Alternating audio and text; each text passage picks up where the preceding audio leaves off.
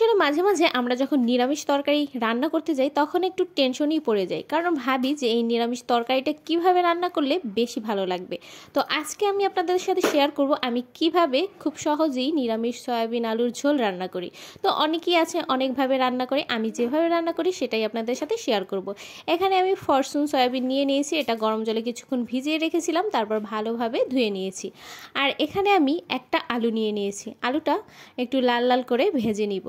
তো আর এখানে আমি একটা পেস্ট তৈরি করে নিয়েছি, এখানে আছে জিরে বাটা, আদা বাটা আর কাঁচা লঙ্কা বাটা। তো তিনটা একসাথে মিক্স করে আমি বেটে নিয়েছি। এইটা মানে সয়াবিন আলুর তরকারিতে দিলে ভালো লাগে টেস্টটা। আর যদি টমেটো দিতে পারেন তাহলে আরও ভালো লাগে, আমার কাছে টমেটোটা ছিল না, এই জন্য আর দিতে পারলাম না।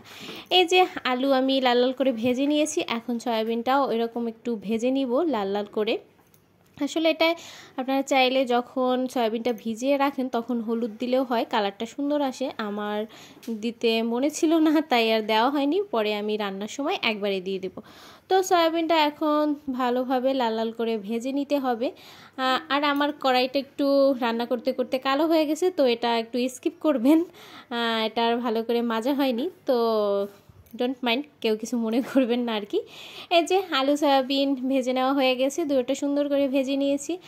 এখন তেল গরম করতে দিয়েছি কড়াইতে, এখন ওই পেস্টটা দিয়ে দিব, যে আদা, জিরে আর কাঁচা লঙ্কা। আমি এখানে এই রান্নাটায় আমি একটু জিরে বেশি দেই, যেমন জিরে বেটে দেই, তারপর জিরে ফোড়ন দেই, তারপর আবার গরম মশলায় জিরে দিই, কারণ আমার কাছে এটা ভালো লাগে। কার কাছে কেমন লাগে আমি জানি না, বাট আমার কাছে ভালো লাগে। এখন ওই পেস্টটা দেওয়ার পর এখানে আমি পরিমাণ মতো হলুদ গুঁড়ো, মরিচ গুঁড়ো সব দিয়ে দিব। তারপর এটা কিছুক্ষণ একটু কষিয়ে তারপর সয়াবিন আলুটা দিয়ে আবার কিছুক্ষণ কষাতে হবে। তো আসলে নিরামিষ রান্না অনেকেই মানে পারে না, আমি অতটা ভালো পারি না, তবে আমার কাছে এই যে সয়াবিনের এই নিরামিষ তরকারিটা বেশ ভালোই লাগে খেতে। আমি মাঝে মাঝে এটা পেঁয়াজ রসুন দিয়েও রান্না করি, তবে নিরামিষটাই আমার কাছে বেশি ভালো লাগে খেতে। তো হলুদ মরিচটা একটু কষানোর মানে উপরে তেল উঠে আসার পর আমি সয়াবিন আলুটা দিয়ে দিলাম। এখন সয়াবিন আলুটা একটু নেড়ে চেড়ে ভালোভাবে মশলাটা মিশিয়ে এখন আমি এখানে পরিমাণ মতো লবণ দিয়ে দিব।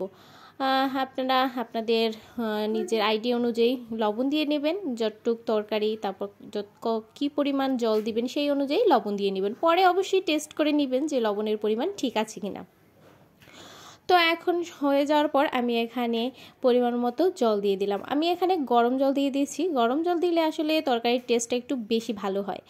তো এখানে গরম জল দেওয়ার পর আমি এখন কিছুক্ষণ রান্না করতে দিব। রান্নার মাঝে আমি সামান্য পরিমাণে একটু চিনি দিব, তাহলে রান্নার টেস্টটা ভালো আসে আর তরকারির কালারটাও সুন্দর আসে।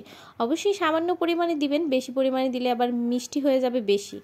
তো এখন এখানে আমার তরকারিটা প্রায় হয়ে গেছে, এই যে আলু সব ভালোভাবে সেদ্ধ হয়ে গেছে। এখন আমি তরকারিতে ফোড়ন দেওয়ার পালা। এই যে আমি তেল গরম করে নিয়ে নিয়েছি, তাতে আমি জিরে দিলাম, অল্প কয়টা জিরে দিলাম, আর এখানে 2টা শুকনো লঙ্কা আর একটা তেজপাতা দিলাম। তো এটা দিয়ে আমি তরকারিতে ফোড়ন দিব। আসলে অনেকে আছে একবারে রান্নার সময় ফোড়নটা দিয়ে দেয়, আমার কাছে মানে লাস্টে ফোড়নটা দিলে আমার মনে হয় তরকারির টেস্টটা বেশি ভালো আসে। তো এই যে আমার ফোড়ন দেওয়া হয়ে গেছে, এখন আমার তরকারিটা রেডি। এখন আমি উঠানোর আগে সামান্য পরিমাণ গরম মশলা দিব। এখানে আছে জিরে, দারচিনি আর এলাচ, এটা মানে গরম করে তারপর মিক্স করে নিয়েছি।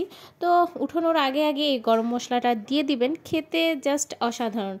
অবশ্যই আপনারা একবার এটা বাসায় ট্রাই করবেন।